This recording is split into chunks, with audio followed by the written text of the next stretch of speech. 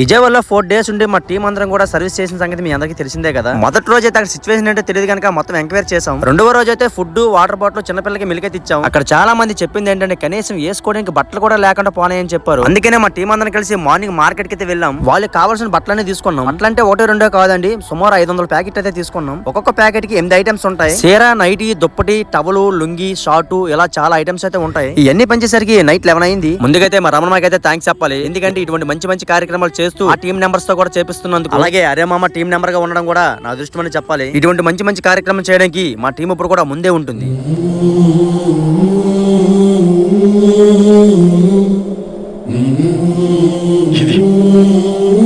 దీన్ని మాత్రమే నీకు ఇవ్వగలం.